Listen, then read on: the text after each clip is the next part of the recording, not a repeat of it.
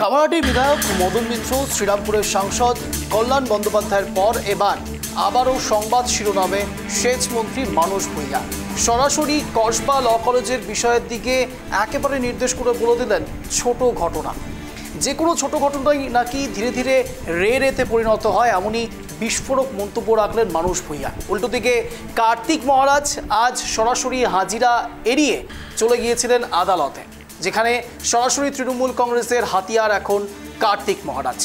আর ঠিক এই প্রশ্ন নিয়েই সরাসরি আজ বিতর্ক সভা শুরু হবে আগামী 1 ঘন্টায়। একদিকে কসবা ল কলেজ ক্রমাগতই সুর চড়াচ্ছে বিরোধী শিবিরের মাঝে, আর উল্টো দিক থেকে শাসক শিবিরের পাল্টা হুঙ্কার কার্তিক মহারাজ। এই সমস্ত বিষয় নিয়ে আলোচনা প্রসঙ্গে অনেক কথার পৃষ্ঠে বাড়বে কথা। নমস্কার, আমি অঞ্জন, আপনারা দেখছেন ট্রাইব টিভি বাংলা। এই মুহূর্তে ঘড়ি কাটায় ঠিক সন্ধ্যে 6:57 মানে আপনারা জানেন ট্রাইব টিভি বাংলায় প্রাইম টাইম শব্দের কাটাকাটি, যেখানে শব্দের তীরে জব্দ হয় ইস্যু। সরাসরি প্রথমে একটি প্রতিবেদন আপনাদের সামনে রাখছি, তারপর আরও বিস্তারিত আলোচনা। দেখুন, আইনজীবীদের প্রতিবাদ মিছিল এই মুহূর্তে বেরিয়েছে। কি কারণে আজকের এই মিছিল? বিচার চাই, তাড়াতাড়ি বিচার চাই। বিচার চাই শুধু না, তাড়াতাড়ি বিচার চাই। আমাদের দাবিটা এটাই যে আমাদেরকে তাড়াতাড়ি জাস্টিস দাও। অ্যাটলিস্ট মেয়েটার মেন্টাল কন্ডিশন কীরকম, মেয়েটা 16 তারিখ থেকে আমাদের সাথেই পরীক্ষা, মেয়েটা আমাদের সেমেরই ফার্স্ট সেমের, ওর সাথে এরকম ঘটনা ঘটে যাওয়ার পর আমরা লিটারালি আতঙ্কিত ছাড়া আর কিছুই না। কারণ আমাদেরও ভয় করছে যে কবে, কখন, কোথায় কি হতে পারে বলা যায় না। আজকে 16 তারিখ থেকে মেয়েটির পরীক্ষা, তাহলে তার দায়টা কে নেবে? ওই মেয়েটির দায় কে নেবে? কিন্তু প্রশাসনের তরফ থেকে তো অ্যারেস্ট হয়েছে, মূল অভিযুক্ত অ্যারেস্ট হয়েছে। অ্যারেস্ট অনেকজনই হয়, মাঝে মাঝে অ্যারেস্ট ওরকম অনেকজনই হয়, কিন্তু আলটিমেটলি বিচার পাওয়া যায় না। টাকার তলায় সবকিছু মাটি পড়ে চাপা পড়েছে। আজকে গভর্নিং বডির মিটিং হলো, সেখানেও বেশ কিছু সিদ্ধান্ত নেওয়া হয়েছে। কি বলবো সেটা নিয়ে? সিদ্ধান্ত অনেক কিছুই নেওয়া হয়। সিদ্ধান্ত আমরা এতদিন ধরে দেখে যাচ্ছি, 10 মাস আগেও সিদ্ধান্ত নেওয়া হয়েছিল, অনেক কিছুই দেখেছি। আমরা কথা বললাম আন্দোলনকারীদের সাথে, এবং তাদের মূল যে বক্তব্য যে বিচার চাই, এবং যে ঘটনা ঘটেছে সেই ঘটনায় তারা নিজেরাও আতঙ্কিত আইনজীবী হিসেবে, এবং যাতে খুব দ্রুত এই ঘটনার বিচার হয় সেই বিষয়টাই কিন্তু তারা মূলত আজকের এই মিছিলের মধ্যে দিয়ে তুলে ধরার চেষ্টা করছে। ক্যামেরায় বরুণ ভান্ডারীর সঙ্গে চয়ন চক্রবর্তী, ট্রাইব টিভি বাংলা। একেবারে এই বিষয় নিয়ে যখন আইনি পড়ুয়ারাও রীতিমতো রাস্তায় নেমেছে এবং যে বিস্ফোরক মন্তব্য করছে যে টাকা দিয়ে সব বন্ধ হয়ে যাবে, এই অ্যালিগেশনের পরও তৃণমূল কংগ্রেসের অনেক কিছু বলার রয়েছে।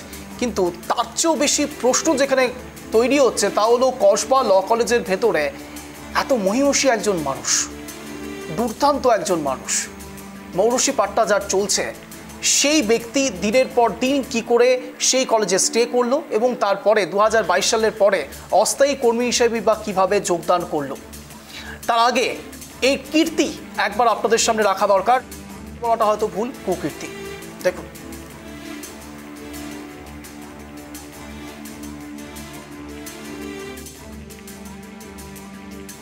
বিষয়ে 6টি মামলা। আমি একবার প্রথম থেকে একবার বলবো বিস্তারকে চালানোর জন্য, যেখানে এই সালটা সরাসরি আপনারা দেখতে পাবেন 2014। অভিযোগ কি ছিল? মারধর এবং খুনের চেষ্টা। আলিপুর থানা, এফআইআর নম্বর 1। দ্বিতীয় টেক্সট আপনাদের সামনে রাখছি, দেখুন। সাল 2017, যেখানে অভিযোগ মারধর এবং অস্ত্র নিয়ে ভীতি প্রদর্শন। কসবা থানা, এফআইআর 3। 2019, কলেজে ঢুকতে বাধা এবং গুলি করে খুনের হুমকি। আনন্দপুর থানা।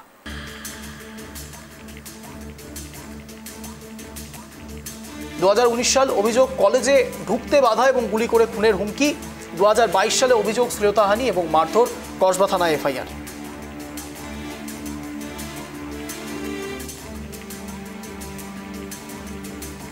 আরও কোনো একটি সালে এরকম ঘটনা ঘটেছিল যার বিরুদ্ধে সরাসরি অভিযোগ আনা হয়েছিল। ধারা ছিল 34, 341, 324, 354, 306 এবং 309 ধারায় কসবা থানা। দাগী আসামি মনোজিৎ দায়ের 6টি মামলার মধ্যে 5টি আপনাদের সামনে রাখলাম। এবার 6 নম্বর এফআইআর আপনাদের সামনে রাখছি। 14ই আগস্ট 2024, অভিযোগ মারধর, কসবা থানা। একেবারে সম্প্রতি যে ঘটনা ঘটেছে 2024 সালে, সেটাও আপনাদের সামনে রাখলাম। অর্থাৎ দাগী আসামি মনোজিৎ কিন্তু দিনের পর দিন কার পৃষ্ঠপোষকতায় এভাবে আবারও দিনের আলোতে তিনি চলে আসেন এবং একের পর এক অপকর্ম করে চলেন, এবং অদ্ভুতভাবে গভর্নিং বডি কিচ্ছু করে না। কসবা ল কলেজ এখনো পর্যন্ত তার বিষয়ে ঠিক কী কী পদক্ষেপ করেছিলেন সেটাও আপনাদের সামনে বিগত দিনে রেখেছি। যেখানে সরাসরি তাকে বের করে দেওয়া হয়েছিল, একবার সাসপেন্ড পর্যন্ত করে দেওয়া হয়েছিল, কিন্তু তারপরেও এই মনোজিতেতেই রয়েছে। সরাসরি দাগি আসামি হিসেবে পরিচিত এই মনোজিৎ, যার বিরুদ্ধে এতগুলো মামলা প্রদর্শন করা হয়েছে, তারপরেও এই ব্যক্তি দিনের পর দিন কিছু না কিছু করেই চলেছেন। কখনো বা মারধর, কখনো বা ভীতি প্রদর্শন, কখনো বা আগ্নেয়াস্ত্র দেখিয়ে ভীতি প্রদর্শন, কখনো বা হুমকি, কখনো বা সরাসরি যৌন নির্যাতন। বিভিন্ন রকম ধারায় তার উপর মামলা হয়েছে বিগত দিনও। এরপরেও কি করে মনোজিৎকে কসবা ল কলেজের মতো একটি কলেজে তাকে ঢুকতে দেওয়া হয় এবং তারপরেও তাকে অস্থায়ী কর্মী হিসেবে রাখা হয়, যদিও বা এই মুহূর্তে সাংবাদিকদের চাপে সরাসরি তাকে জিবি কমিটির বৈঠকে সিদ্ধান্ত নেওয়া হয়েছে তাকে বের করে দেওয়া হবে। অর্থাৎ 3 জন অভিযুক্তকে ইতিমধ্যেই সাসপেন্ড করে দেওয়া হয়েছে, বরখাস্ত করে দেওয়া হয়েছে কলেজের পক্ষ থেকে। কিন্তু প্রশ্ন হলো এর পরেও, তা হলো তৃণমূল কংগ্রেসের জমানায় সরাসরি আর কত মনোজিৎ রয়েছে, এটাই এখন সবথেকে বেশি লাখ টাকার প্রশ্ন। তার কারণ শুধুমাত্র মনোজিৎ একা নয়, এরকম ছড়িয়ে ছিটিয়ে বিভিন্ন কলেজে ছড়িয়ে রয়েছে মনোজিৎদের মতো কিটরা। তার কারণ কিছুদিন আগেও আমরা দেখেছিলাম সরাসরি সঞ্জয় ঘোষ, যার নাম সামনে এসেছিল আরজি কর ইস্যুতে, ইতিমধ্যে তিনি অভিযুক্ত, তিনি জেলে রয়েছেন। তারপরেও কি ধর্ষণ কমে গিয়েছে? গত দুদিনে আরও এরকম অনেক ঘটনা সামনে এসছে। আজ কসবা কাণ্ডের প্রায় 6 নম্বর দিন, আর ঠিক সেই বিষয় নিয়ে আজ সরাসরি বিতর্ক সভা। আর ঠিক এ জায়গায় ধর্ষণের পর ঠিক কি কি রিপোর্ট বেরিয়ে এসছে সেটা আপনাদের সামনে রাখছি, দেখুন।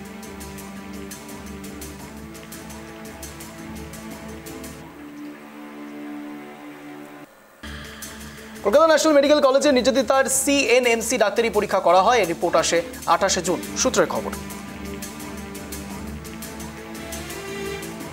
রিপোর্টে 4টি গুরুত্বপূর্ণ কথা বলা হয়েছে। 1, নির্যাতিতার ঘাড় এবং বুকে আঘাতের চিহ্ন রয়েছে।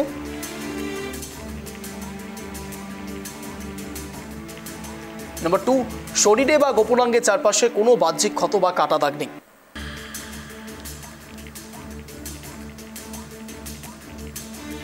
নাম্বার 3, ধর্ষণের সম্ভাবনা উড়িয়ে দেওয়া যায় না।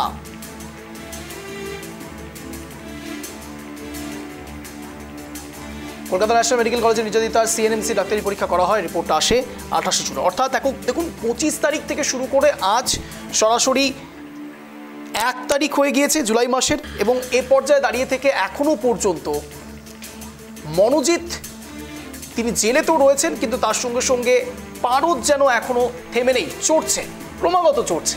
তার কারণ এই মুহূর্তে দাঁড়িয়ে তৃণমূল কংগ্রেস একটু হলেও ব্যাকফুটে পড়েছে বিরোধী শিবিরের পক্ষ থেকে। বিরোধী শিবির থেকে যেটা বলা হচ্ছে যে তৃণমূল কংগ্রেসের পৃষ্ঠপোষকতায় দিনের পর দিন এরকম মনোজিৎ মিশ্রের মতো ভুরি ভুরি উদাহরণ রাজ্যের বুকে রয়েছে, যারা দিনের পর দিন এই কাজগুলো করে চলেছেন, এবং কেউ বা সামনে আসছেন, কেউ বা সামনে আসছেন না।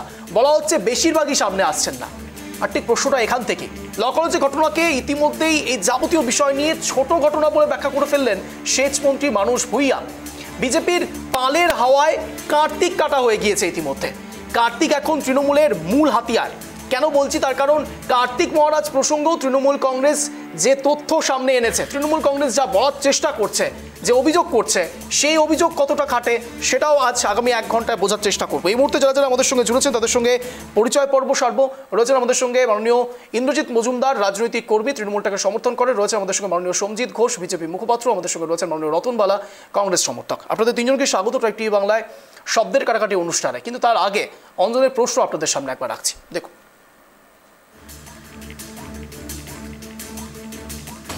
আমার লাউড অ্যান্ড ক্লিয়ার প্রশ্ন। চালুনি বলে ছুঁচ তোর পিছে কেন ছ্যাদা, এটাই রাজনীতির নয়া ট্রেন্ড। নিজেকে ঢাকতে, নিজের ঢাকতে অন্যের দিকে কাদা। সরাসরি প্রশ্ন, চালুনি বলে ছুঁচ তোর পিছে কেন ছ্যাদা, এটাই রাজনীতির নয়া ট্রেন্ড। নিজেকে ঢাকতে অন্যের দিকে কাদা। সরাসরি এই বিষয় নিয়ে প্রত্যেকের কাছে ওপেনিং রিমার্কস দেওয়ার সুযোগ দেবো প্রত্যেককে 1 মিনিট করে। আমি প্রথম সুযোগই দেব রতনবাবুকে। রতনবাবু, প্রশ্নটা নিশ্চয়ই খুব ভালো করে শুনেছেন। চালুনি বলে ছুঁচ তোর পিছনে কেন ছ্যাদা, এটাই রাজনীতির নয়া ট্রেন্ড। নিজেকে ঢাকতে অন্যের দিকে কাদা। আপনার 1 মিনিট সময় শুরু হচ্ছে এখন। চালন ঝাঁঝর নিয়ে যে কথা বলছেন, হ্যাঁ, কে কার দিকে কাদা ছুড়োছুড়ি করবে সেটা তো রাজনীতি যারা আমরা করি অঞ্জনদা, আমরা একে অপরের প্রতি আমরা নানা রকম কথা বলে থাকি। কিন্তু কিছু কিছু ঘটনা যখন আপনারা তুলে ধরেন সমাজের বুকে। আজকে বলুন তো, যেই মেয়েটা ধর্ষিতা হচ্ছে, যেই ছোট শিশুটা সকেট বোমায় মারা যাচ্ছে, যে এখানকার সরকারি কর্মচারী তার মা বোনেদেরকে নিয়ে, বউকে নিয়ে অশ্লীল ভাষায় কথা বলা হচ্ছে, এইখানটাতে কাদা ছুড়োছুড়ি কার চালনের ফুটো বেশি কি ঝাঁঝরের ফুটো বেশি, প্রশ্নটা সেটা নয়। এইটা প্রশ্নটা হচ্ছে সমাজের। সমাজ যদি এইভাবে দিনের দিন কলুষিত হয়, সমাজ ব্যবস্থা যদি দিনের দিন এইভাবে ধর্ষকদের দ্বারা বা খুনিদের দ্বারা যদি পরিচালিত হতে থাকে, তাহলে কিন্তু প্রশ্ন চলেই আসে। এখানে চালন ঝাঁঝরের প্রশ্ন নয়, এখানে সমাজ ব্যবস্থার প্রশ্ন, এবং যে সরকার এই সমাজ পরিচালনা করছে বা রাষ্ট্র পরিচালনা করছে তার দিকে আঙুল উঠবেই। এটাই হচ্ছে সমাজের এই বিষয়ের, এটা হচ্ছে মূল বিষয়। কারণ আমরা জানি যে এই রাষ্ট্র যে সুযোগ পাবেন। আমি সরাসরি সঞ্জিত বাবুর কাছে যাবো সেম প্রশ্ন নিয়ে, আপনার ওপেনিং রিমার্ক। দেখুন, শুভ সন্ধ্যা সকলকেই বলছি। হ্যাঁ, তো যে জায়গাটা থেকে বলবো সেটা হচ্ছে গিয়ে, দেখুন, চালনী ছুঁচের বিচার করে না, ছুঁচ চালনীর বিচার করে, এটা বড় কথা না। বড় কথা হচ্ছে গিয়ে সর্বপ্রথম পশ্চিমবঙ্গের রাজ্যের মুখ্যমন্ত্রী হচ্ছে মহিলা, এবং জানুয়ারি মাস থেকে আপ টু জুন মাস সমাপ্ত হয়ে আজকে জুলাই মাসে প্রথম, এর মধ্যে একের পর এক ধর্ষণ হয়েছে। তো তারপরে এই সরকার উদাসীন এবং সদিচ্ছার সম্পূর্ণভাবে অস্পৃশ্যতা, কারণ সদিচ্ছা নেই বলেই একের পর এক ঘটনা ঘটছে। আর এখানে যে জায়গাটা তৈরি হচ্ছে, সেখানে মনোজিৎ বাবু যে নাম উঠে আসছে, তার সঙ্গে জাহিদ আহমেদ, তার নাম কেন প্রকাশ্যে আসছে না? তিনিও তো ভিকটিম, তো সেই নামটাও খেলা দরকার, সাসপেক্ট, এবং সেই জায়গাটা থেকে তার নামটাকেও প্রকাশ্যে আনা উচিত। কারণ কি, তিনি 30% ভোট ব্যাংক, দুধেল গাই বলে কি তার নামটাকে ছুটে অসুবিধা হচ্ছে? তার নামটাও প্রকাশ্যে নিয়ে আসা উচিত, কারণ তিনিও একই দোষে দুষ্ট। তো সেই জায়গাটাকে নিয়ে আসা উচিত, কারণ তৃণমূল কংগ্রেস এই সরকার যে পশ্চিমবাংলায় চলছে, মহিলাদের কোন রকম ভাবে। আমি ইন্দ্রজিৎ বাবুর কাছে যাবো। ইন্দ্রজিৎ বাবু, প্রশ্ন নিশ্চয়ই শুনেছেন, আপনার ওপেনিং রিমার্ক। আজকে আর সবাইকে শুভ সন্ধ্যা বলবো না, সত্যি এটা খুব দুর্যোগের ঘটনা। যে ঘটনা ঘটেছে আমি সেটা দিয়ে ডিফেন্ড করবো না। আমি শুধু একটা জিনিস একটু মনে করিয়ে দেবো, যে বিরোধীরা যে ডেফিনেশনটা সেট করতে চাইছে আজকে তৃণমূল কংগ্রেস এবং আমাদের রাজ্যকে যে বদনাম করা হচ্ছে, সেই ডেফিনেশনটা আমি বিরোধিতা করব। বাকি এইটা একটা সামাজিক ব্যাধি, এবং যে ঘটনা ঘটেছে এটা এর বলার কোনো ভাষা নেই। কারণ আজকে যে পরিস্থিতি, তাতে এই ঘটনা সত্যি খুব নিন্দনীয়, এবং যে ঘটনা কারোর সাথে যেন না ঘটে। কিন্তু তার সাথে ওই বিজেপির যিনি বসেছেন, আমি ওনার নামটা জানি না, ওনার মনে হয় জানা নেই যে জাহিদ আহমেদ, যে যার নাম বলছে, ওনারা আবার তো এখানে আবার হিন্দু মুসলমানের রাজনীতি নিয়ে চলে আসবেন। সেই জন্য একটু বলে দিই যে প্রদীপ কুমার ঘোষাল এসিপি, তার তত্ত্বাবধানে যে 9 সদস্যের এসআইটি গঠিত হয়েছে এবং 4 জন অ্যারেস্ট হয়েছে, সেটা পশ্চিমবঙ্গ পুলিশই করেছে। তাদের মধ্যে অন্যতম হচ্ছে জাহিদ আহমেদ, এবং বাকি যে একজন নিরাপত্তারক্ষী, এবং আমি নামগুলো নিতে চাই না, যারা এই দোষী করেছে, কারণ এরা এক একটা, সত্যি কথা বলছে, এক একটা জানোয়ার। সুতরাং একটা কথাই বলবো, যে আগে জেনে নিন, এবং আপনাদের নেত্রী অগ্নিমিত্রা পাল এর কথাকে বলেছে পুলিশকে দিয়ে তদন্ত, তা আপনাদের নেত্রী তো এটা মানে মেনে নিচ্ছে যে পুলিশকে তদন্ত করাই মনে হয়। বেশ অগ্নিমিত্রা পাল আজ ঠিক কি বলেছে সেটাও আপনাদের সামনে রাখবো। মানস ভুঁইয়া এই বিষয় নিয়ে কি বক্তব্য রেখেছেন, আজ কি বিস্ফোরক বক্তব্য রেখেছেন, সেটাও আপনাদের সামনে রাখবো এক এক করে। দেখুন,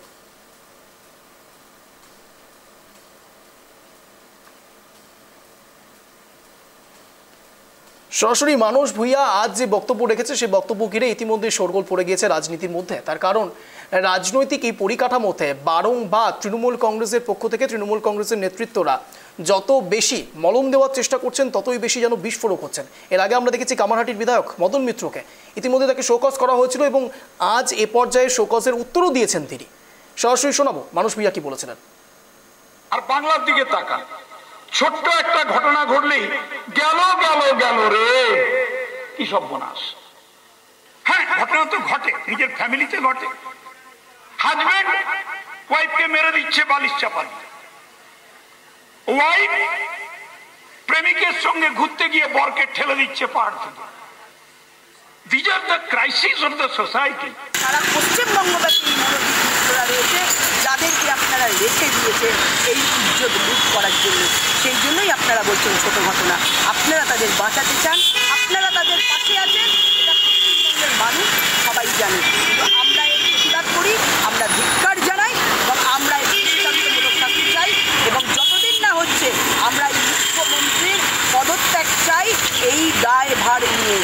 পদত্যাগ করা উচিত, কারণ আমরা জানি যে যতক্ষণ না তার দেহত্যাগ হবে ততক্ষণ তিনি পদত্যাগ করবেন না, কিন্তু পশ্চিমবঙ্গের মেয়েরাই ওনার পদত্যাগ করাবেন আগামী সামনে। এই মুহূর্ত থেকে বিতর্ক সভা শুরু হবে, সবাই সবার মূল্যবান বক্তব্য রাখবেন, কেউ কাউকে ডিফেন্ড করতে চাইলে হাত তুলবেন। আমি সবার কাছে চলে যাবো, আমি প্রথমেই চলে যাবো একটু ইন্দ্রজিৎ বাবুর কাছে। ইন্দ্রজিৎ বাবু, দেখুন আজ মানুষ ভূঁইয়া যে বক্তব্যটি রেখেছেন, প্রথমে তো বলছি যে মানুষ ভূঁইয়ার এই রকমের বক্তব্য রাখা সমীচীন নয়। একজন দায়িত্বশীল সংবাদ মাধ্যমের কর্মী হিসাবে আমাদেরও কিছু ভার্ডিক্ট থাকতে পারে, এবং এই পর্যায়ে দাঁড়িয়ে কসবা ল কলেজের মতো ঘটনাকে যদি তিনি ছোট ঘটনা বলে ব্যাখ্যা করেন, কিভাবে দেখছেন আমি ঠিক? তার কারণ এর আগেও বিভিন্ন রকম ঘটনা ঘটেছে রাজ্যের বুকে। মহেশতলা ঘটেছে আমাদের রাজ্যের বুকে, মুর্শিদাবাদ ঘটেছে আমাদের রাজ্যের বুকে, আরজিকর ঘটেছে, কসবা ল কলেজের মতো ঘটনা ঘটেছে, আরও ভুড়ি ভুড়ি উদাহরণ রয়েছে। আমি বলছি এই ঘটনাগুলো ছোট ঘটনা বলুন তো? প্রথমে বলি, আমি যেইটা আপনি দেখালেন মানুষ ভূঁইয়া স্পেসিফিক্যালি এই যে ঘটনাটা ঘটেছে এইটার উপরে কিন্তু উনি বলেননি, আপনারা দেখালেন এবং আপনি বারংবারই দেখতে পারেন।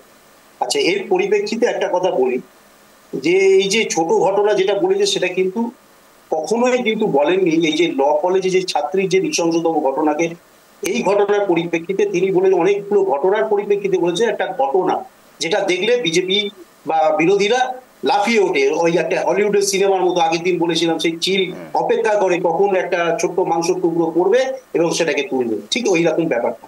এবার বলি, কে আর রমেশ তিনি বলেছিলেন, মানে এই যে আপনারা এইগুলো শোনাচ্ছেন তো তার পরিপ্রেক্ষিতে বলছি, কে আর রমেশ বলেছিলেন যে সাবেক স্পিকার কর্ণাটকে, তিনি বলেছিলেন যখন ধর্ষণ অনিবার্য তখন আপনারা সেটাকে উপভোগ করুন, ধর্ষিতাকে মানে ধর্ষণ যখন মানে একবার অনিবার্য সেই সময় ধর্ষণকে উপভোগ করুন। তাই এই একটা কর্ণাটকের সাবেক স্পিকারের তার বক্তব্য থাকে। তা সুতরাং এই বক্তব্য নিয়ে বলতে গেলে তাহলে দিলীপ ঘোষের বক্তব্যের কোনো শেষ নেই। তিনি বলেছিলেন যাদবপুরের মেয়েরা দেখুন আপনি ডিফেন্ড করতেই পারেন, আপনি ডিফেন্ড করছেন না ইন্দ্রজিৎ বাবু, আপনি ডিফেন্ড করছেন। আপনি যখনই কোনো উদাহরণ টানছেন মানে আপনি ডিফেন্ড করছেন।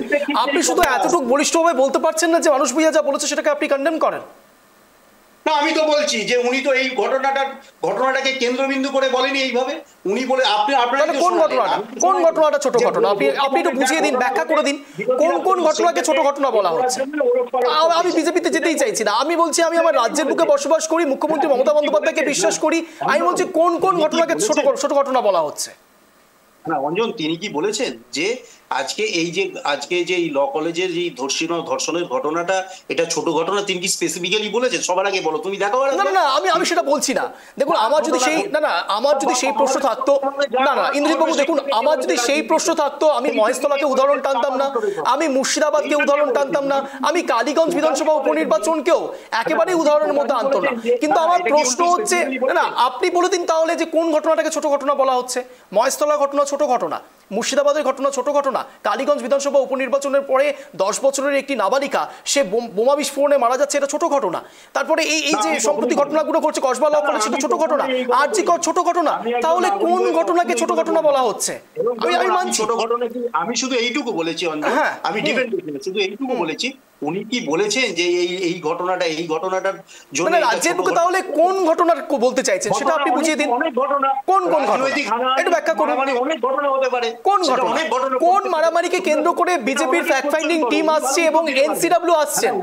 না আপনি বুঝিয়ে দিন। না ঠিক আছে, আমি উত্তরটা আমি সঞ্জিত বাবুর থেকেই নেব। সঞ্জিত বাবু আপনি প্লিজ একটু বলুন তো কোন ঘটনাটাকে ছোট ঘটনা বলা হচ্ছে, যেটা ইন্দ্রজিৎ বাবুর ভাষায় সরাসরি বলা হচ্ছে যে মারামারি হচ্ছে। আমি তো এটা আজ পর্যন্ত দেখতে পাইনি যে কোনো জায়গায় ছোট্ট একটু মারামারি হয়েছে তার জন্য এনসিডব্লিউ চলে এসছে কিংবা ফ্যাক্ট ফাইন্ডিং টিম এসছে। আমি জানি না, আমি চোখের আলো প্রকল্প এখনো পর্যন্ত নাম নথিভুক্ত করিনি। সঞ্জিত বাবু দেখুন, তৃণমূল কংগ্রেস কখনোই নিজেদের যে দোষ সেই দোষটাকে চোখে পড়ে না, অন্যের দোষগুলোকে খুঁজে বেড়ায়। এমনি কিছু হলেই সঙ্গে সঙ্গে এই স্টেট থেকে অন্য স্টেটে চলে যাবে, অন্য রাজ্যে চলে যাবে তারা দোষ খোঁজার জন্য। সর্বপ্রথম উনি যখন বলছেন যে ছোট্ট ঘটনা, উনি নিশ্চয়ই পশ্চিমবঙ্গ বাইরে অন্য কোনো জায়গাকার কথা বলছে না। ছোট ঘটনা যদি এখানকার ঘটনাটাকেই ছোট ঘটনা বলছে। মদন মিত্র মহাশয় তিনি যে কথাটা বললেন কদর্য ভাষা, তাকে দল সাসপেন্ড করেছে। এদের সাসপেন্ড করা সাসপেন্ড করেননি, শোকজ করেছে, সাসপেন্ড করেননি, শোকজ করেছে। সুব্রত বক্সী শোকজ লেটার পাঠিয়েছেন এবং তারপরে মদন মিত্র অলরেডি সে ব্যাপারে রিপ্লাইও করেছেন আজ। আজকে রিপ্লাই করেছে, যাই করুক ওটা দলের ব্যাপার, ও আবার সঙ্গে সঙ্গে মিটে যাবে, ওটা নিয়ে ওরা আই ওয়াজ চোখে মানে দেখানো যে আমি সমাজে কিছু একটা করলাম, এটা ভুল করেছে, এটা ইয়ে। কিন্তু সব থেকে বড় কথা, এই মানুষ ভূঁইয়াই একবার ধুতি তুলে দৌড়চ্ছিল, আজকে এই মানুষ ভূঁইয়াই এই কিছুদিন আগেতে অশ্লীল কথাবার্তার উপরে সমর্থন করেছে। তো এই যে জায়গাগুলো হচ্ছে, তৃণমূল কংগ্রেস বর্তমানে নীতিভ্রষ্ট, তাদের কোনো ন্যায় নীতি বলে কিছু নেই, নিজেদের দোষ ঢাকার জন্য নানান রকম অছিলায় নানান রকম কথা বলছে। এনসিবিআর রিপোর্ট করছে, টিম আসছে, কিসের জন্য আসছে? বেড়াতে আসছে, ঘুরতে আসছে? তো তারা তো দেখছে যে এখানে কি ঘটনা ঘটছে, সেই জন্য সেইটাকে ঢাল করার জন্য তারা নানান রকম অছিলায় অন্য রকম কথা বলছে। প্রকৃত অর্থে বলুন তো, এই ছেলেটি যদি এর আগেতে 6টা তারা কেস রয়েছে, তো তারপরে তৃণমূলের বড় বড় নেতারা তার পাশে থাকে, তো আজকে এই ঘটনাটা প্রকাশ্যে এসছে বলে তাই। আজকে যদি প্রকাশ্যে না আসতো, এর আগে 6খানা ঘটনা ঘটেছে, সেই রকম জায়গায় হয়নি। আমি তো বলবো মেয়েটির বুকে দম আছে বলে আজকে এই জায়গা অব্দি আসতে পারতো, আর যদি না আসতো তাহলে এই জিনিস কিছু হতোই না। আজকে এসেছে বলে আজকে দেখুন তৃণমূলের একের পর এক নেতারা তাকে বাঁচানোর জন্য হাজারো রকম ইয়ে করছে। কেন? সত্যটা বলুক না, যেটা করেছে সেটা অন্যায় করেছে এবং এইটা দল দোষী, এই কথাটা বলতে অসুবিধা কোথায়? এই জায়গাটা বলার মতন ক্ষমতা নেই। আর মাননীয় মুখ্যমন্ত্রী তিনি সমস্ত কিছু জানেন এবং নিশ্চুপ, কারণ এই সব স্টুডেন্টদেরকেই তো ভোটেতে ব্যবহার করতে হবে। কারণ তৃণমূল মানে এসো করে খাই, যা পাই লুটে পুটে খাই, এবং যখন যেখানে প্রয়োজন তাদেরকে ব্যবহার করতে হবে। এই জন্যই মনোজ মিশ্র এবং এই তাহের আহমেদ এবং যারা যারা আছে সবাইকেই এর কদিন পরে দেখবেন মালা পরিয়ে বার করে নিয়ে আসবে, সংবর্ধনা দেবে। এ তো এইরকম ঘটনা হয়েই চলেছে। তো 26-এ মানুষ জবাব দেবে। আমি এখানে সরাসরি আমি সঞ্জিতবাবুর কথা রেস্টে আমি ইন্দ্রজিৎবাবু হাত তুলছেন, আমি অবশ্যই ইন্দ্রজিৎবাবুর কাছে যাবো, কিন্তু এটাও কিন্তু ফেলে দেওয়ার মতো বিষয় নয় সঞ্জিতবাবু যে বিজেপির ক্ষেত্রেও অন্য রাজ্যের ক্ষেত্রে কেন তারা উদাহরণ টানেন আমি জানি না, কিন্তু উদাহরণগুলোও কিন্তু নেহাত ফেলে দেওয়ার মতো নয়। বিজেপির স্টেটেও কিন্তু এরকম অনেক কিছু দেখা যায় যেখানে ধর্ষকের পাশে দাঁড়িয়ে রয়েছে হেভিওয়েট নেতারা এবং তারা তাদেরকে সংবর্ধনা দিচ্ছেন, এমনও ছবি ধরা পড়ছে। কিন্তু বাংলার বুকে এই মুহূর্তে কার্তিক মহারাজ একেবারে হাইলাইটেড বিষয়। কার্তিক মহারাজ যিনি পদ্মশ্রী প্রাপক, সেই ব্যক্তির বিরুদ্ধে এখন সরাসরি ধর্ষণের অভিযোগ উঠছে, এ তো নজিরবিহীন। আমি এখানে সরাসরি রতনবাবুর কাছে যাবো, কিন্তু তার আগে ইন্দ্রজিৎবাবু অতি দ্রুত একটি রিয়াকশন নেবো। না আমি সঞ্জিতবাবু আসবো আমি অবশ্যই বলার সুযোগ দেবো, তার আগে ইন্দ্রজিৎবাবু হাত তুলছেন, ইন্দ্রজিৎবাবুর কাছে একটু যেতেই হবে। ইন্দ্রজিৎবাবু বলুন। ওই ছোট ঘটনা বলতে একটা ছোট্ট বলে দিন, তাহলে ওই সমজিৎ বাবুকে বলুন প্রধানমন্ত্রীকে ইস্তফা দিতে, প্রধানমন্ত্রী জবাব দিন, উনি বলুন প্রধানমন্ত্রী আপনি ইস্তফা দিয়ে দিন। কারণ উনি প্রজ্জ্বল রেব্বানার সঙ্গে ছবি দিয়ে, যিনি হাসান লোকসভার মাননীয় সাংসদ, সেই সাংসদের পাশে ছবি দিয়ে, যে সাংসদের কীর্তি সবকিছু ছাপিয়ে যায়। ভারতবর্ষে বহু রাজনীতিবিদ বলেছিল যে যেসব ঘটনা ঘটেছে এবং রেব্বানা যে 31টা মামলা চলছে তার একটা তো সুরা হয়নি এখনো, তার সঙ্গে প্রধানমন্ত্রী আজকে সংবর্ধনা জ্ঞাপন করছেন, প্রধানমন্ত্রী তার সঙ্গে ছবি তো তুলছেন, সংবর্ধনা দিচ্ছেন। সুতরাং তাহলে উনি বলুন প্রধানমন্ত্রীকে ইমিডিয়েটলি ইস্তফা দিতে। আমাকে রতনবাবুর কাছে যেতে হবে। রতনবাবু বলুন। আমি আসছি সঞ্জিতবাবু, উত্তরটা নেবো আমি। রতনবাবু বলুন। দেখুন অঞ্জনদা যেটা বললেন, যে এখানে আপনাদের প্রতিবেদনে দেখালেন যে ঘাড়ে বুকে আঘাতের চিহ্ন পাওয়া গেছে মেডিকেলে, আর শরীরের গোপন অঙ্গে কোনো কাটা বা কোনো চেরা বা সেরকম কোনো চিহ্ন পাওয়া যায়নি, কিন্তু ধর্ষণের অভিযোগকে একেবারে উড়িয়ে দেওয়া যাচ্ছে না, এটা আপনারা বলছেন, মেডিকেল রিপোর্টে এই কথাটা বলছে। কিন্তু একটা জিনিস এখানে বলতে চাই যে এই যে যারা মেডিকেল রিপোর্ট তৈরি করছে, এই যে যারা প্রশাসনের কর্তা ব্যক্তি যারা আছে, এই যে পুলিশ প্রশাসন, এরা কাদের কথায় চলে, কাদের কথায় উঠা বসা করে। আমরা দেখেছি শিশুদের চিকিৎসার ঘরে আমরা দেখেছি কাকুর মতো বৃদ্ধ লোককে ওখানে অ্যাডমিশন করা হয়েছে।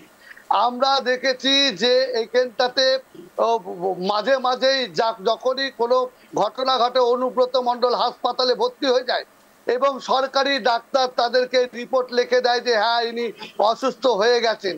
তো এই যে সমস্ত ঘটনা আপনি বলছেন যে এখনো কোনো কিছু চিহ্ন পাওয়া যায়নি, আজকে অঞ্জনদা বলুন তো যাদের নাম উঠেছে তারা কি প্রকৃতভাবে শাস্তি তারা পাবে? আমরা তো এর আগেও দেখেছি আরজি করের এত বড় ঘটনা ঘটলো, কোনো শাস্তি পেল না, দুর্নীতি হলো, শিক্ষক নিয়োগে যারা অ্যারেস্ট হয়েছিল তারা ছাড়া পেয়ে গেল, অনুব্রত সিংহের সম্মান পেয়ে তারা সে ফিরে এলো। এই যে ঘটনা, পাশাপাশি সঞ্জিত বাবু যে ঘটনা বলছে খুবই লজ্জাজনক ঘটনা, খুবই তার বিরুদ্ধে ব্যবস্থা নেওয়া হোক, তাকে ফাঁসি দেওয়া হোক, তার সাজা দেওয়া হোক। কাকে বলছেন আপনি? আপনাদের সিবিআই যারা তদন্ত করছে, সেই সিবিআই তদন্ত বলুন, আপনাদের স্বরাষ্ট্রমন্ত্রী বলুন, বারবার এখানে এসে গলা চিৎকার করে যাচ্ছে আপনার আপনার বিভিন্ন ঘটনাতে, কিন্তু কোনো সাজা হয়েছে? কেউ অ্যারেস্ট হচ্ছে? এটা হবে না অঞ্জনদা। আপনি যতই আপনারাও চিৎকার করে বলছেন চ্যানেলে থেকে যে প্রকৃত দোষীরা তারা শাস্তি পাক বা সাজা পাক, কিন্তু হচ্ছে না। কেন হচ্ছে না? কারণটা হচ্ছে অঞ্জনদা পরিষ্কার, যে রাষ্ট্র যারা পরিচালনা করে তারা যদি এই ঘটনাগুলোকে ছোট ঘটনা বলে বা ছোট্ট সামান্য ঘটনা বলে, যার পা ভাঙেনি নাটক করে যদি সে দেখায় প্লাস্টার করে পা ভেঙেছে, অটোমেটিক দুষ্কৃতীরাও সেই সুযোগটা নেয়। এবং তারা একটা ঘটনা না, এর আগে আপনি বলেছেন 2014 সাল থেকে এই শয়তানটা একের পর এক এরকম ঘটনা ঘটিয়ে গেছে এবং পুলিশ প্রশাসন তার কোনো ব্যবস্থা নেয়নি। কিন্তু পরিশেষে একটা কথা বলি অঞ্জনদা, আমরা যারা জনগণ, আমরা রাষ্ট্র ব্যবস্থাটা তৈরি করি কেন? রাষ্ট্র ব্যবস্থাটা তৈরি করি এর জন্যই, রাষ্ট্রের প্রধান যেটা কাজ হয় যে জনগণের নিরাপত্তা, তার জীবনের নিরাপত্তা এবং তার সম্পদের নিরাপত্তা দেওয়ার দায়িত্ব হচ্ছে রাষ্ট্রের এটা প্রধান কাজ, মূল কাজ। এটা শুরু, প্রাথমিক কাজ, তাকে এটা করতেই হয়। কিন্তু আমরা প্রতিনিয়ত কি দেখছি, যে যেই রাষ্ট্র ব্যবস্থা যারা পরিচালনা করছে, পুলিশ প্রশাসন, তার সামনে দেখতে পাচ্ছি গুলি চালাচ্ছে দুষ্কৃতীরা, পুলিশ প্রশাসন বেঞ্চের তলে লুকাচ্ছে।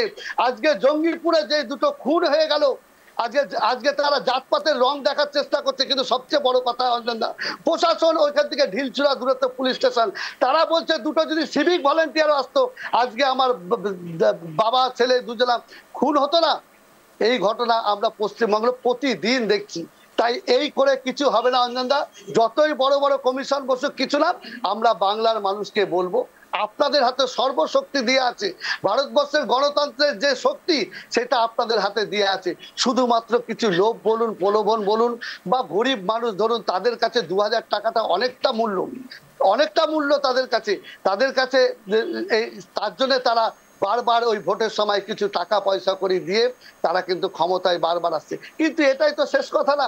শেষ কথা তো মানুষ, এই যে আপনারা যারা চতুর্থ স্তম্ভ যাদেরকে বলা হয় সাংবাদিক, আপনারা যে গলা ফাটাচ্ছেন, এই যে চিৎকার করছেন, একটা রাষ্ট্রকে ধাক্কা দিতে গেলে অঞ্জনদা চট করে সেই ধাক্কাতে তারা সরে না। ভারতবর্ষের স্বাধীনতা কিন্তু হঠাৎ করে আসেনি, একের পর এক আন্দোলন হওয়ার পরে কিন্তু এই ইংরেজদেরকে যেভাবে আমরা তাড়িয়েছি, আমরা চাইবো যে আগামী দিনেও এই অন্যায়কারী যারা, এই যে অন্যায়ভাবে যারা রাষ্ট্র পরিচালনা করছে, যারা শপথ নিয়েছিল সংবিধানের উপর হাত রেখে, তারা সেই শপথের মান সম্মান রাখতে পারছে না। তাই আমরা বলবো যে আগামী দিনে যেন এই সরকারটাকে মানুষ বুঝতে পারে, তাহলে এই অত্যাচার থেকে মানুষ নিস্তার পাবে। সঞ্জিত বাবু, দেখুন, প্রথম যেটা বললেন যে কার্তিক মহারাজের ব্যাপারটা, তো কার্তিক মহারাজের যে ঘটনাটা সেটা হচ্ছে 12 বছর পুরনো। সেখানে যে 12-13 বছর, তো একটা যুগ, 12 বছর মানে এক যুগ, তো এক যুগ ধরে এই ভদ্র মহিলা কি কিন্তু প্রশ্ন হচ্ছে আমার একটা জায়গাতে, সঞ্জিত বাবু আপনি শুধু আমাকে একটা জিনিস বুঝিয়ে দিন যে 13 বছর পর হলে পরে কি জিনিসটা লঘু হয়ে যায়? যদি সত্যি এরকম ঘটনা ঘটে যায় কি লঘু হয়ে যায়? আমার কথাটা একটুখানি, আপনি প্রশ্ন করেছেন, এবার আমার উত্তরটা একটু শুনুন। 12 বছর, হ্যাঁ 12-13 বছর পর তার হঠাৎ এই মনের উদয় হলো কেন? তাকে কেউ পয়সা দিচ্ছে না, তাকে কেউ ব্যবহার করছে না তো। কারণ একটা ঘটনা যেটা ঘটে যায়, এই যে ঘটনাটা জ্বলন্ত উদাহরণ যেটা চলছে, যেটা নিয়ে আমরা আলোচনা করছি, এটা ঘটনার তাৎপর্য অনেক আলাদা, অনেক গুরুত্বপূর্ণ। আর ওই ঘটনাটাকে যেটাকে টেনে নিয়ে আসা হচ্ছে, আজকে কার্তিক মহারাজ সনাতনীদের একটা ফিগার, একটা স্তম্ভ হয়ে দাঁড়িয়েছেন, এবং সেই জায়গাটা থেকে তাকে মেলাইন করার জন্য এই জিনিস হতে পারে, মেলাইন করার জন্য এই জিনিস আসতে পারে। আর যে ভদ্র মহিলা বলছেন, সেই ভদ্র মহিলা 12-13 বছর পরে যদি এ কথা বলেন, তিনি এই 12-13 বছর কি করেছেন তাকেও তো তদন্তের খাতিরে তাকেও তো অ্যারেস্ট করে তদন্ত করা উচিত। তার কারণ কি, 13 বছর ধরে আপনি কেন চুপ ছিলেন? আপনার এর মধ্যে কোন স্বার্থ লুকিয়ে আছে? এতদিন কেন বলেননি? আর যে কথাটা বলছেন, যে মোবাইলের কথা বলছেন অঞ্জনদা, আপনিও নিশ্চয়ই জানবেন 13 বছর আগে যে নোকিয়া ফোন, সাদা ফোনটার কথা উনি বলছেন, সেই ফোনে রেকর্ডিং হয় বলে আমার জানা ছিল না, ক্যামেরাও সেরকম কাজ করতো না। তার মধ্যে এখন বলছে যে ওর মধ্যে সবকিছু দিয়ে দিয়েছি, সব আছে ওর মধ্যে। এতদিন কি ঘুমোচ্ছিলেন? কেন ঘুমোচ্ছিলেন? এইটা হচ্ছে সরকার তাকে ওদের পেছনে দাঁড়িয়ে ওনাকে মানে সম্মানহানি করার চেষ্টা করছে তৃণমূল কংগ্রেসের। এই মুহূর্তে তার হাতে কোনো উপায় নেই। কিন্তু এটা জানবেন, এই প্রশ্ন, এই যে জিনিসটা আমাকে একটা জিনিস বুঝিয়ে দিন সঞ্জিত বাবু। আমি মেনে নিচ্ছি যে এটা কোনো রাজনৈতিক প্রোপাগান্ডা হতে পারে, আমি মেনে নিচ্ছি, কিন্তু আমার প্রশ্ন হচ্ছে কার্তিক মহারাজই কেন? এত মানুষ তো ছিল, শুভেন্দু অধিকারী ছিল, সুকান্ত মজুমদার ছিল, তারপর দিলীপ ঘোষ রয়েছে, এতগুলো মানুষ থাকা সত্ত্বেও কার্তিক মহারাজ কেন? কার্তিক মহারাজ এতটা ইম্পর্টেন্ট কেন হচ্ছে? কারণ কার্তিক মহারাজ এই মুহূর্তে পদ্মশ্রী পাওয়া এবং তার এখন যে নাম পশ্চিমবাংলা ব্যাপী ছড়িয়ে পড়ছে, তিনি সৎ কাজ করেন, শুভ কাজ করেন, মানুষের পাশে দাঁড়ান। আমি জানি না সঞ্জিত বাবু কোনো আনপ্রেডিক্টেবল, আমি বরাবর যেটা বলে থাকি, বিজেপি বড্ড আনপ্রেডিক্টেবল। আমি জানি না, আমি নেহাত ভবিষ্যৎবাণীটাকে উড়িয়ে দিতে পারছি না, আমি নেহাত এই ভবিষ্যৎবাণীটাকে উড়িয়ে দিতে পারছি না। আমি জানি না শব্দের কাটাকাটি অনুষ্ঠান এখন যারা দেখছেন তারাও এই বিষয়টাকে উড়িয়ে দেবেন কিনা। কার্তিক মহারাজই কি সেই তুরুপের তাস বিজেপির কাছে, যার জন্য কার্তিক মহারাজকে তৃণমূল কংগ্রেসও জানে টার্গেট করলে অনেক কিছু হতে পারে, আর বিজেপিও তাকে ডিফেন্ড করছে এই কারণের জন্য, তার কারণ এই তাস থাকলে পরে অনেক দূর অবধি যাওয়া যেতে পারে। আমি জানি না, আমি অবশ্যই আসবো। সেটা হচ্ছে গিয়ে দেখুন, কার্তিক মহারাজ যে জায়গাটাতে এসেছে এবং মানে মুর্শিদাবাদের মতন জায়গায়, সেখান থেকে তিনি লড়াই করছেন, সেখানে তিনি রয়েছেন। আমি তো একটা জিনিস কিছুতেই বুঝতে পারছি না, কার্তিক মহারাজকে এত ডিফেন্ড কেন? কার্তিক মহারাজ তো বিজেপিটা করেন না, তাহলে কেন করা হচ্ছে? আমি তো এটাই বুঝতে পারছি না। আমি এক এক করে সবার কাছে আসবো। বলুন সংক্ষেপে। কার্তিক মহারাজ হচ্ছে সনাতনী তম্ব, তো সেই জায়গাটা থেকে তাকে মেলাইন করবে, তার নামে আঙুল তুলবে 12 বছর পরে যে ভদ্র মহিলা, তারও তো এখন আমার মনে হয় তাকেও এখন মানে প্রশ্ন চিহ্নের মধ্যে রাখতে হবে। তিনি এত আমি বুঝতে পেরেছি। আমি ইন্দ্রজিৎ বাবুর কাছে যাবো, রতন বাবুর কাছেও যাবো। আমি তো জানতাম এতদিন ধরে হিন্দুত্বের সব থেকে বড় স্তম্ভ বোধহয় শুভেন্দু অধিকারী, কারণ তিনি যেভাবে হিন্দু নারা দিতেন সব সময়। আমি জানি না। হ্যাঁ বেশ, আমি রতন বাবুর কাছে যাবো।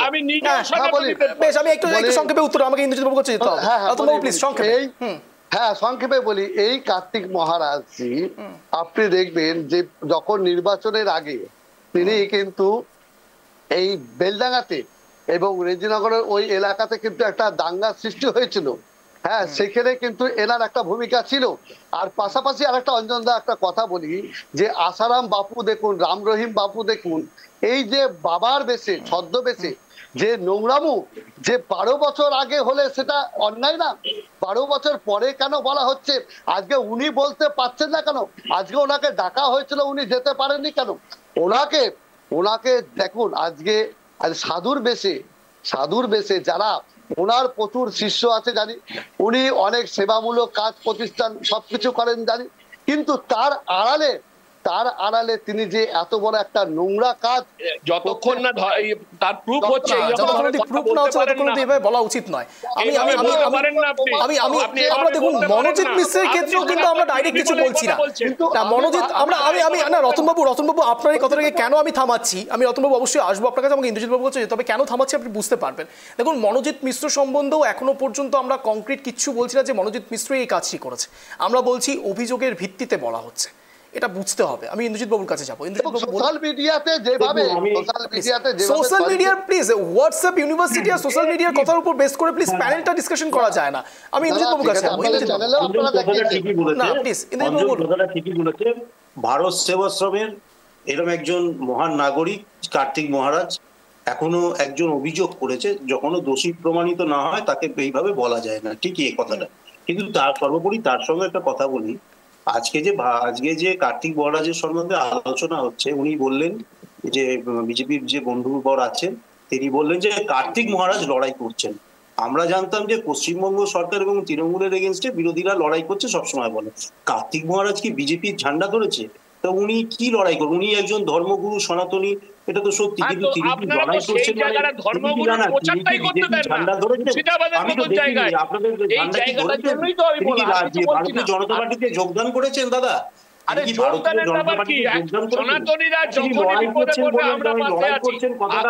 আপনারা সবসময় বিরোধী হিসেবে বলেন, বলতেই পারেন হিসেবে নয়, সনাতনীদের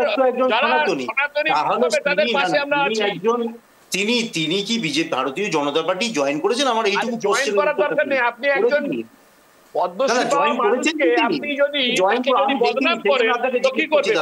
আপনি মুখপাত্র বলতে পারবেন তিনি কি জয়েন করেছেন?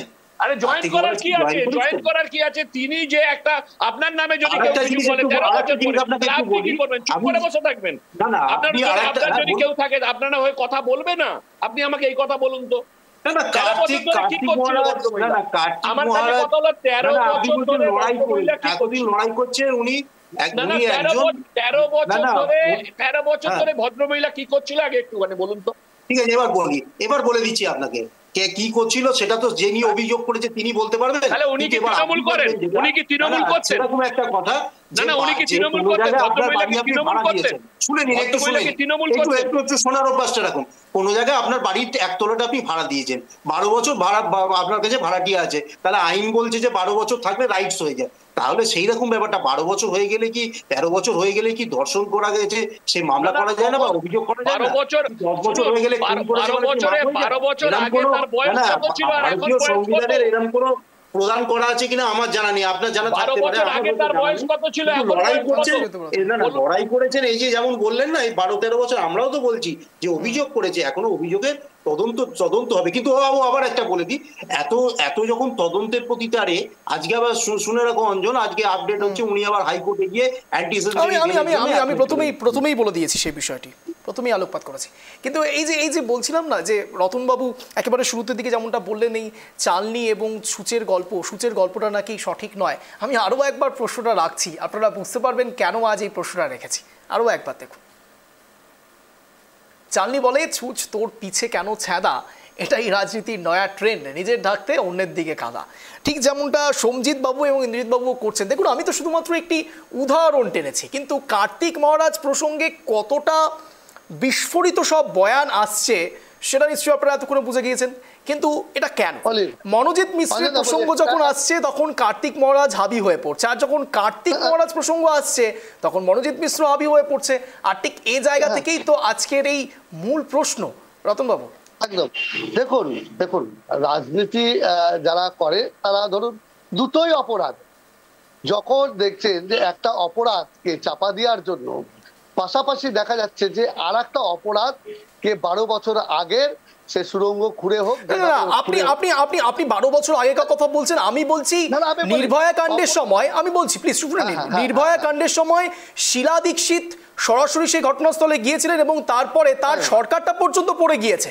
আমি বলছি তৃণমূল জমানায় এই ঘটনা হওয়ার পরে যেরকম জেস্টার শীলা দীক্ষিতের ক্ষেত্রে দেখা গিয়েছিল নির্ভয়া কাণ্ডে, একই জেস্টার কি আমরা তৃণমূল কংগ্রেসের ক্ষেত্রে দেখতে পাচ্ছি, নাকি একের পর এক বিস্ফোরক বয়ান দেখতে পাচ্ছি, কখনো মদন মিত্র, কখনো কল্যাণ বন্দ্যোপাধ্যায়, এখন তো আবার মানুষ ভুঁইয়াও একসঙ্গে কথা বলতে শুরু করেছেন।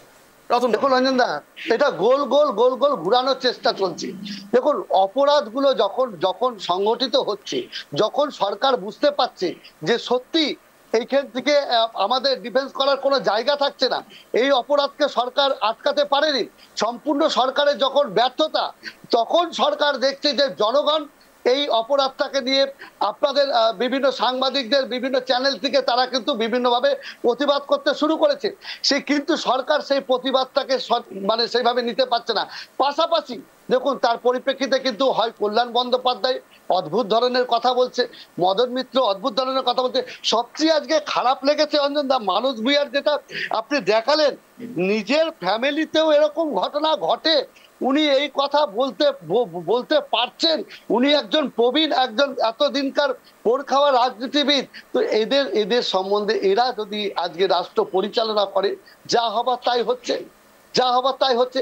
আজকে যেই মহারাজজিকে সবাই তার চরণ স্পর্শ করে প্রণাম করে, যে আসারাম বাপুর কথা বলছিলাম, তারও অনেক প্রচুর শিষ্য আছে, রাম রহিম বাবারও অনেক প্রচুর শিষ্য আছে, কিন্তু মুখোশের আড়ালে তারা কি করছে। হ্যাঁ, এটা যদি আপনার লন্ডন হতো আমেরিকা হতে যে সমস্ত দেশে এই ধরনের ঘটনা একটা অ্যাডাল্ট মানুষ আরেকজনের সাথে থাকতেই পারে, তাতেও বিতর্ক হতো না। কিন্তু আমরা যারা বাঙালি, আমরা যেই পরিবেশে বড় হয়েছি, যেখানে মা ভাই বোন আত্মীয় স্বজন সবার মধ্যে যে সামাজিক যে ব্যবস্থাগুলো, সেই সামাজিক ব্যবস্থাগুলোর মধ্যে এই ধরনের ঘটনা সেটা কিন্তু মানুষের হৃদয়ে মনে বড় আঘাত করেছে। আজকে হতে পারে সাধু চোর নয় দৈব ঘটায়, সাধু চোর নয় দৈব ঘটায় হতে পারে, কিন্তু সেটা যখন একটা বিতর্ক উঠেছে, সেই বিতর্কটাকে যদি আমি মানছি যে সঞ্জীব বাবু বলছিলেন যে 12 বছর আগে অন্যায়, দেখুন অন্যায় হলে তার সাজা হবে, তার বিচার হবে, কিন্তু আমরা বিচার কোথায় দেখতে পাচ্ছি? ইন্দ্রজিৎ বাবু বলছেন যে পুলিশ অ্যারেস্ট করেছে, দুদিন পরে দেখবো তারা জামিনে ছাড়া পেয়ে ঘুরে বেড়াচ্ছে। এই দৃশ্য আমরা দেখি। বিচার ব্যবস্থাটা চালায় না। না, আমি বলছি চালান তো,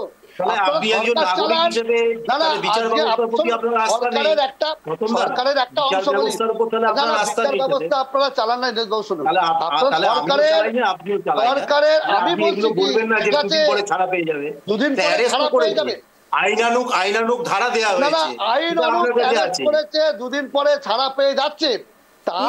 আমি এখানে রতনবাবুর সঙ্গে একমত, ইন্দ্রজিৎবাবু, রতনবাবুর সঙ্গে আমি একটু সহমত। আমি আসছি রতনবাবু, আমি আসছি। আমি একেবারে বিচার ব্যবস্থাকে, সংবিধানকে সম্মান রেখেই বলছি। আজ আইনের পড়ুয়ারা পর্যন্ত একই রকম প্রশ্ন তুলেছেন রতনবাবুর মতো। প্রশ্নটা কি খুব ইনভ্যালিড যে আরজিকর কেসের ক্ষেত্রে সিবিআই তদন্ত হলো, পুলিশ তদন্ত করলো, সবকিছুর নেপথ্যে আলটিমেটলি নেটফল তো জিরো? তিলোত্তমা কি সত্যি এখনো পর্যন্ত বিচার পেয়েছে ইন্দ্রজিৎ বাবু? না, তিলোত্তমা এখনো পর্যন্ত বিচার পেয়েছে সঞ্জিত বাবু? তাহলে তিলোত্তমার একই রকম ইস্যু যখন আবারও কসবা ল কলেজের মতো জায়গাতে ঘটে, তাহলে ওই বারংবার একই প্রসঙ্গ উঠে চলে আসে যে সিবিআই হোক বা সরাসরি রাজ্য সরকার হোক, কেন্দ্র সরকার হোক, সব কি একত্রিত হয়ে সমন্বয়ে কাজ করছেন অন্তত এই খারাপ কাজগুলোর জন্য? আর যখন 100 দিনের কাজের টাকার কথা চলে আসে, যখন আবাস যোজনার কথা চলে আসে, তখন কেন্দ্র রাজ্য সমন্বয় কোথায় দেখতে পাই আমরা? এক্ষেত্রে রাজ্য এত ভুল করছে সঞ্জিতবাবু, আমরা বুঝতে পারি না এত কিছু করার পরেও কেন্দ্র সরকার কি কাজ করছে। রাজ্য সরকারের প্রতি চাইলে অনেক কিছু অ্যাকশন নেওয়া যায়, কোথায় নিচ্ছে? শুধুমাত্র ভোটের বৈতরণী পার করার জন্য আপনারা ইস্যু খুঁজে বেড়াচ্ছেন সঞ্জিত বাবু। না, ইস্যু নয়, সেন্ট্রাল গভর্নমেন্টের যে জায়গাগুলো কাজ করার আছে সেগুলো নিশ্চয়ই করছে এবং করবেও। একটা জিনিস দেখবেন যে দেশের প্রধানমন্ত্রী, আমায় একটু বুঝিয়ে দিন তো, তিলোত্তমার ক্ষেত্রে তিলোত্তমার মা বাবা সরাসরি প্রধানমন্ত্রী স্বরাষ্ট্রমন্ত্রীর সঙ্গে দেখা করতে চেয়েছিলেন, করেছেন তারা? করেছেন?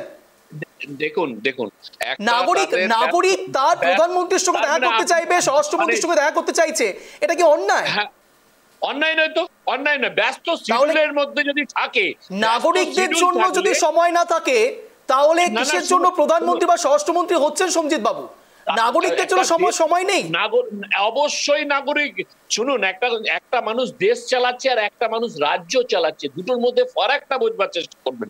ফারাকটা বোঝার জন্যই তো বলছি, তিলোত্তমার মা বাবা প্রধানমন্ত্রী স্বরাষ্ট্রমন্ত্রীর উপর আস্থা রেখেছিলেন, তাই জন্যই তো দেখা করতে চেয়েছিলেন।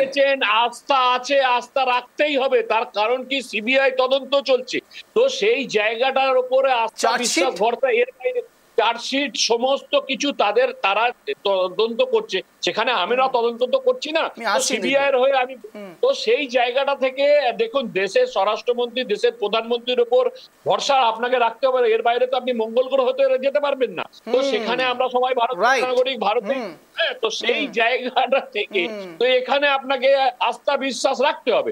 তো সেইখান থেকে যে দেশের সর্ববৃহৎ যে সংস্থা সিবিআই, তারা তদন্ত করছে, দেখবেন উপযুক্ত এমন কাজ হবে যেটা দৃষ্টানন্দন হবে, যে হ্যাঁ এত বড় একটা একেবারে আপনিও একেবারে মুখ্যমন্ত্রী মমতা বন্দ্যোপাধ্যায়ের মতো শুভনন্দন বলছেন, দৃষ্টিনন্দন বলছেন। আমার প্রশ্ন শুধু একটি জায়গাতেই সঞ্জিত বাবু, তা হলো একেবারে মহাকাশচারীর সঙ্গে ভার্চুয়ালি প্রধানমন্ত্রী নরেন্দ্র মোদী কথা বলতে পারেন, শুভাংশু শুক্লার সঙ্গে মহাকাশ অব্দি পারি, আপনি বলছেন মঙ্গল গ্রহে যেতে, আমি বলছি মহাকাশ অব্দি পাড়ি দিয়ে দিচ্ছে ভারতীয়রা এখন।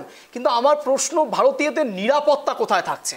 রাজ্য ভারতের অংশ, যেমন রাজ্য সরকার নিরাপত্তা দিতে, নাগরিক নিরাপত্তা দিতে ব্যর্থ হচ্ছে, ঠিক একই রকম ভাবে কেন্দ্র রাজ্য সমন্বয় থাকলে পরে নাগরিক নিরাপত্তা আরো বেশি স্ট্রং হতে পারে। সত্যি কি সেটা থাকছে? আমার প্রশ্ন শুধু এই জায়গাটাতেই।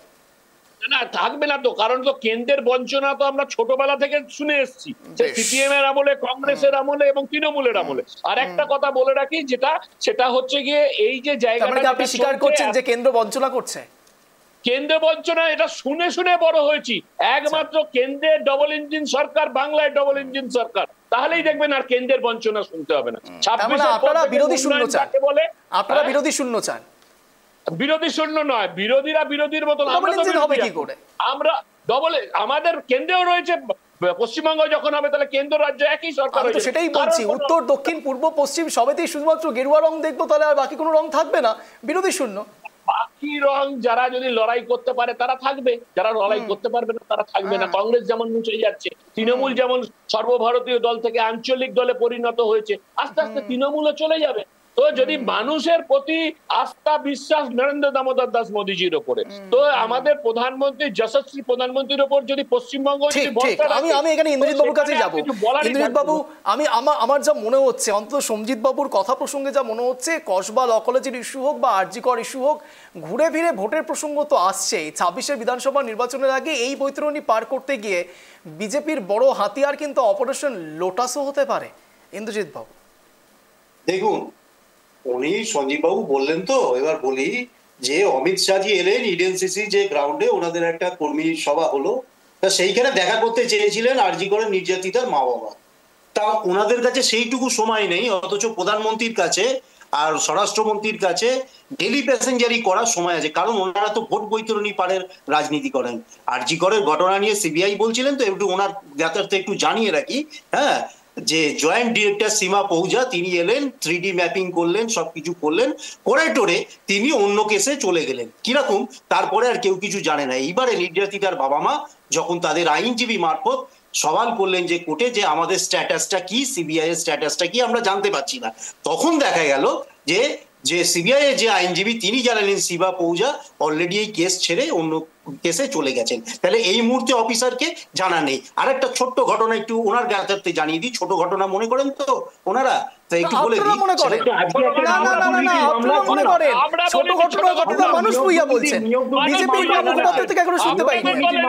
আরে কথাটা বলতে দিন, জেনে নিন না, আপনারও ভালো হবে। আপনারা বলছেন তো সিবিআই, এবার একটু জেনে নিন না, এটা একটু শুনলে আপনার ভালো লাগবে। সেটা হচ্ছে আজকে নগর দায়রা আদালতে মহামান্য বিচারপতি শুভেন্দু বসুর এজলাসে আজকে মামলা ছিল নিয়োগ দুর্নীতি কাণ্ডের। সেখানে দেখা গেল কি 1.5 ঘন্টা ধরে বিচারক বসে আছেন, আইও আসেনি, আইনজীবীও সিবিআই এর আসেনি। জানতে চাইলে ও আরেকজন যে আইনজীবী তিনি জানালেন যে ওনাদের নাকি সময় নেই। তাহলে ভাবুন, সিবিআই একটা এত বড় তদন্ত করছে, এত কিছু করছে, ওনাদের কাছে সময় নেই, এক চার্জশিট জমা দিতে পারলো না, হ্যাঁ ওনাদের কাছে সময় নেই। তাহলে ওনাদের কাছে না মানুষের জন্য সময় নেই, ওনাদের কাছে সময় আছে ওই গদিটার জন্য, এর বাইরে। ওই জন্য অগ্নিমিত্রা পাল কিন্তু ভালো কথা বলেছে যে সিবিআই এর ওপর ভরসা নেই, কসবা কাণ্ডে রাজ্য পুলিশের ওপর, কলকাতা পুলিশের ওপর ভরসা আছে। ঠিক আছে রঞ্জন, এবার একটা কথা বলি আপনাকে ইন্দ্রজিৎ বাবু, তাহলে আমি সব মেনে নিচ্ছি। আমি বলছি আপনি বিজেপির এত উদাহরণ টানতে পারেন, তাহলে আপনাদের মুখ থেকে এটা কেন প্রসঙ্গ উঠে আসে না শিলা দীক্ষিতের কথা? শিলা দীক্ষিতের মতো জেস্টার কেন আপনারা রাখতে পারছেন না? পৃষ্ঠপোষকতাটা কোন জায়গায় রয়েছে সেটা তো একেবারে চোখের সামনে প্রমাণ হয়ে যাচ্ছে। মনোজিৎ মিশ্র সরাসরি যিনি রয়েছেন, এই ব্যক্তি তো দিনের পর দিন যে কাজগুলো করছেন সেই কাজের নিরিখে আলটিমেটলি তৃণমূল যোগ। এতদিন ধরে তিনি এত কিছু করে বেড়ালেন, জিবি কমিটির বৈঠক হচ্ছে, অশোক দেব রীতিমতো সেই বৈঠকে যাচ্ছেন এবং অশোক দেবকে প্রশ্ন করলে পরে তিনি অস্বস্তিতে ভুগছেন। এরপরেও বলবেন যে তৃণমূলের কোনো পৃষ্ঠপোষকতা নেই? আপনার 1 মিনিট সময় শুরু হচ্ছে এখন, আনইন্টারাপ্টেড। আমি প্রথমেই বলেছি অঞ্জন যে এই ঘটনার তীব্র আমি নিন্দা শুধু করি না, আমার শুধু বলার একটা জায়গায় যে আজকে বিরোধীরা যে কথা বলছে, আজকে যে বাইনারি যে ডেফিনেশন ওনারা সেট করে দিতে চাইছেন, সেই ডেফিনেশনের জন্য আমি বিরোধিতা করবো। কারণ চ্যারিটি বিগিনস অ্যাট হোম। আগে নিজের ঘরকে দেখে তারপর পরের ঘরটা সামলাতে হয়, কিন্তু ওনারা তো নিজের ঘরেই বেহাল অবস্থা, কি করে করবেন? তা সেই জন্য সেইখানে চিন্ময়ানন্দ এই ল কলেজের পরিপ্রেক্ষিতে কথা হচ্ছে, তো সেই ল কলেজের পরিপ্রেক্ষিতে একটা কথা বলি।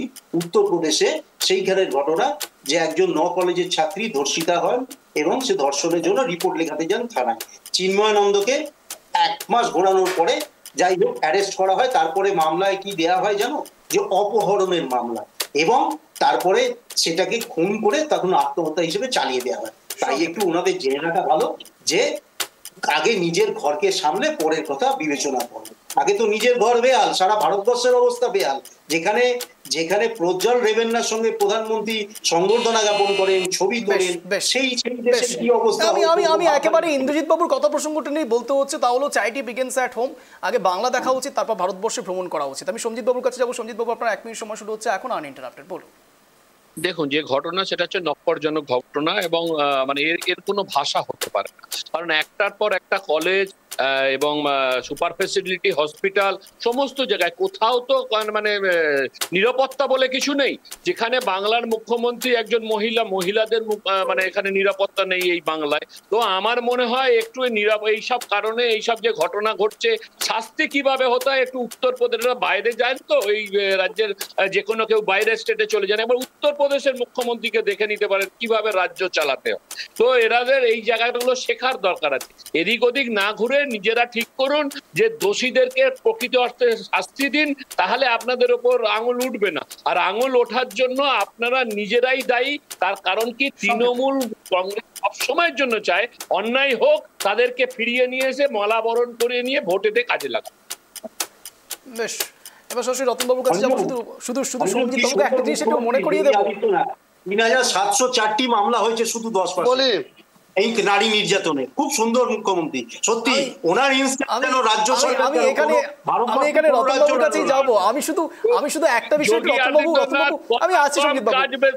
না আমি সব বুঝতে পেরেছি। হ্যাঁ, আমি এক সেকেন্ড বলছি, যোগী আদিত্যনাথ মানে এত কথা নয়, কথা কম কাজ বেশি, তাই যোগী আদিত্যনাথ। ঠিক আছে,